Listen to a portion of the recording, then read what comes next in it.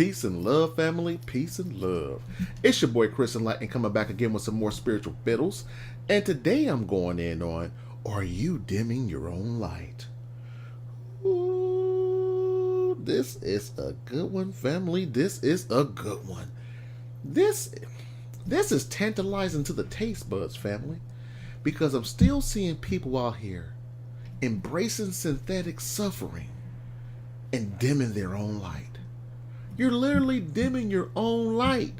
One of the key factors of dimming your own light is perceiving darkness, fighting for your limitation, embracing low vibratory energy and things before they even manifest in your life. When you're thinking about, oh, this isn't going to go my way, oh, I got all these problems, you're dimming your own light. There's so many ways that us humans dim our own light. It's really sad. You know, drinking dims your light. Excessive drinking dims your light.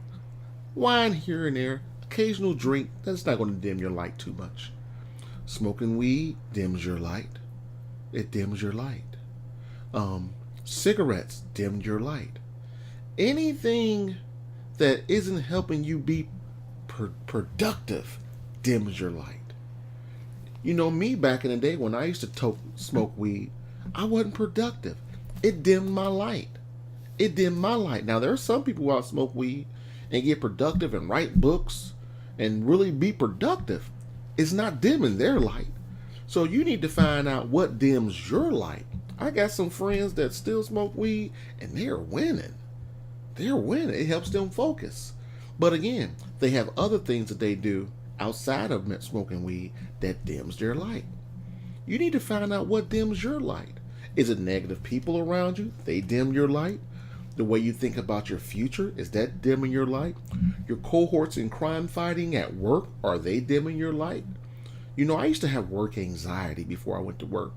Sunday nights, I was like, man, I gotta go to work tomorrow.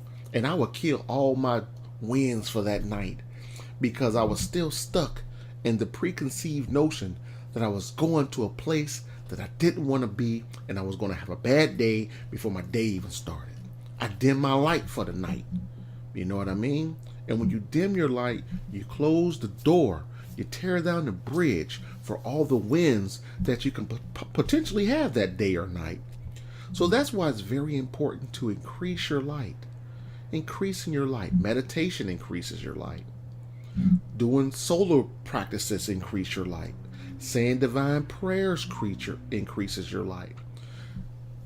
Diligently staying in your spiritual practice increases your light. Giving increases your light. Forgiving increases your light. Sometimes bad situations, or what I call energy used in an unfavorable way, may happen to you. And it may have been a day, a month, a year, 10 years. And if you're still harboring those emotions, you're still in that moment that's passed a while ago. When unfavorable situations happen to you, learn from it and move on. Because if you just harbor and hold on to it, you're giving that which you hated more power over you. So you got to stop letting low vibratory things dim your light. Certain food dims your light. Food with detritus dims your light. Pork, beef, anything that was suffering and you choose to eat it, that suffering beast, it's going to dim your light. Now, I haven't had pork or beef in a long time. And I was at a party and these meatballs smelled so good. They were some beef meatballs. They smelled so good. I was like, you know what? I'm going to treat myself. I'm winning. So I had like 6 of them. Later on that night, I felt my light dimming. I was like, man, I don't feel good. I feel heavy. I just felt real weird. And I was like, you know what? Tomorrow I'm going to do a video on dimming your light. Because I intentionally dimmed my own light. I knew better. But I did it anyway because I succumbed to my earthly desires. And that's natural. You do things like everyone has a vice. I smell some good homemade meatballs. I was like, ooh, those look good, smell good. And it was on my mind. I was like, this ain't going to be good for me, boy. When I was eating, it was tasting so good. I was feeling good. 20 minutes later, I was like, ooh, I feel like crap. You know what I mean? I intentionally dim my own light. We're human. We're going to make mistakes. You know what I mean? So ain't nobody out here perfect. There's no one on a spiritual path more holier than thou. We're all men and women out here. There's no one above anyone. It's all about what you do, your path. Are you willing to grow?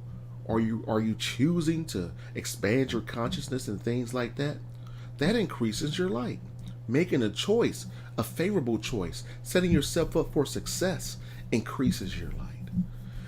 You know, one thing about our light is this. That's our currency. That's our currency in the spiritual realm. When you're having dreams and you're having nightmares and things like that, your light is your spiritual oozes. If you have a lot of light, negative things won't be able to come into your paradigm in the dream state because you're vibrating so high. You know, I said this a million times, maybe 1,000. But in my book, I talk about when you transition over to the other side, when you're in death or whatever, you're graded on how much light you have and how much light you've used, how much darkness you have left in you, and how much darkness you've used. So regardless of what you've done in this lifetime, in the past, and even in your past lifetimes, now that you're aware of it, focus on increasing your light now that you're consciously aware of this. That's very important. It's very important. So I say all this to say this, family. If you want to win, focus on increasing your light. Cut people out of your life that isn't adding light to you. Our eyes are miniature suns. That's how we have an energy exchange between people. When someone's real dark and you're light, they're going to have problems looking in your eyes unless they're trying to take your energy. When someone's dark, they'll speak to you like this, like, man, I don't got nothing to say to you, man. It is what it is, good. You know what I'm saying? They'll look at you, they'll be acting like that around you. And when people like that around me, I cut off the switch. My selective hearing kicks in, and I just either leave or I just block them out because I don't want to have an energy exchange with that person. They're going to get my light, and I'm going to get their darkness. That's what the eyes are. They're miniature suns. It's a great way to give light to people or for people to take your light.